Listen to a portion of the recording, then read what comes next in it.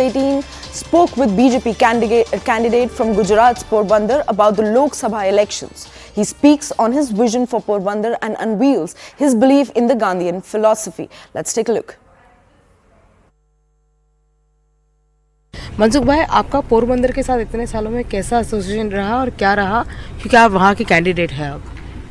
પોરબંદર સાથે મારો પહેલેથી નાતો રહ્યો છે. એક તો સંગઠનના કાર્યકર્તા તરીકે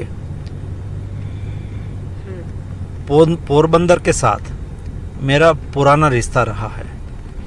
पहले तो मैं संगठन के कार्यकर्ता के रूप में यहाँ काम करता था, तो यहाँ सभी डिस्ट्रिक्ट के मैं प्रभारी भी रहा. यहाँ के मैं जनरल सेक्रेटरी के रूप में इंचार्ज सौराष्ट्र रहा. सभी मंडल में मैं नाइट होल्ड किया हुआ कार्यकर्ता हूँ, तो वैसा एक रिश्ता मेरा रहा. दूसरा, गांधीयन फिलोसॉफी को मैं मानने वाला व्यक्ति हूँ और गांधी जी के 150वीं जन्म जयंती के अवसर पर मैंने गांधी मूल्यों के मार्ग पर ऐसा करके 150 किलोमीटर की पदयात्रा भी की थी. तो मैं स्वधर्म से पोरबंदर से जुड़ा था, गांधी जी से जुड़ा था, और अभी मैं कर्म से गांधीनगर के साथ जुड़ रहा हूँ. उसकी मुझे खुशी है. एक बात ये भी कही जाती है कि लंबे समय से आप राज्यसभा में रहे. प्रधानमंत्री ने एक बयान दिया था कि आपकी जो ग्रोथ है उसको कोई रोक नहीं पाएगा. आपको लगा था कि आपको लोकसभा लड़ने के लिए पार्टी कहेगी या पार्टी आप तैयार थे लड़ने के लिए?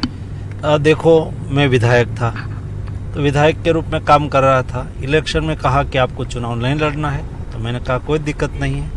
बाद में मुझे गुजरात एग्रो इंडस्ट्रीज कॉरपोरेशन का दायित्व दिया गया, तो मैंने वहाँ काम करा.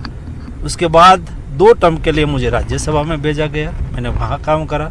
मुझे संगठन को का काम दिया गया, मैंने संगठन में काम करा. अभी मुझे चुनाव लड़ने का दायित्व पार्टी ने दिया है, तो मैं अभी पोरबंदर में आप देख रही हो कैंपेन कर रहा हूँ, चुनाव लड़ रहा हूँ, और मुझे पक्का विश्वास है कि मैं 5 लाख के अबव वोटों से जीतूंगा. आप बहुत एक डिफरेंट तरह का एक जो कैंपेन है वो मैंने देखा आप कर रहे हैं. आप लोगों के घर तक जा रहे हैं, वहाँ के गांव के मंदिर तक जा रहे हैं. कोई बड़ी सभा नहीं, कोई बड़ी गैदरिंग नहीं, कोई बड़ा तामझाम नहीं. ये एक टिपिकल मनसुख भाई मांडविया स्टाइल कैंपेन है. हाँ, सही है. मैंने ये चुनाव को एकदम सरल बना दिया है. आपने देखा होगा, मैं कैंपेन में जाता हूँ, 4-5 गाँव को इकट्ठा एक गाँव में बुला लेता हूँ, और एक गाँव में एंट्री पॉइंट में मैं नीचे उतर जाता हूँ. वहाँ से सभी को मिलता प्रणाम करता बुजुर्ग लोगों का आशीर्वाद लेता सभी मोदी जी की योजनाओं जैसे कि आयुष्मान भारत योजना, मुफ्त अनाज की योजना, आवास योजना, किसान सम्मान निधि की योजना, ये सभी लाभार्थियों को मिलते उसके साथ बातचीत करते मैं राम जी मंदिर तक जाता हूँ. राम जी मंदिर में दर्शन करता हूँ और बाहर आके एक हैंड सेट से लोगों को संबोधित कर देता हूँ. उससे मेरा समय भी बचता है, लोगों को भी सुविधा होती है, व्यवस्था करने वाले को भी सुविधा होती है, और मुझे पदयात्रा से लोगों को जोड़ने का अवसर भी मिलता है. पदयात्रा क्योंकि आपके करियर का एक ट्रेडिशनल ट्रेडमार्क रही है. लोग कह रहे हैं कि आप बहुत किफ़ायती कैंपेनिंग कर रहे हैं. बात सही है. मैंने तय करा है कि बिल्कुल चुनाव के लिए बहुत कम खर्च से मुझे चुनाव लड़ना है. मेरे सारे कार्यकर्ता भी मुझे सपोर्ट कर रहे हैं. जो भी मैं कैंपेन कर रहा हूँ उसमें भी यही तरकीब में अपनाता हूँ, जिसमें खर्च कम हो, सुविधा ज़्यादा हो, संपर्क ज़्यादा हो, और मैं एक करके दिखाऊंगा. आप जहाँ बात करते हैं मोदी जी के 10 साल की काम की बात करते हैं मनसुख भाई, पर विपक्ष वाले कह रहे हैं कि आपने काम कुछ किया नहीं. आपकी सरकार जो है नंबर्स को ड्रेसिंग करती है, और अगर ऐसा ही रहा तो अगर ईवीएम आपका साथ नहीं देगी तो आप लोग 150-200 के अंदर सिमट जाएंगे. ऐसा राहुल गांधी और प्रियंका गांधी का कहना है. उसका तो काम वही है, क्योंकि जनता के विश्वास संपादन कर नहीं सकते, तो बाद में आक्षेप प्रत्याक्षेप करते हैं, वो उसका काम है.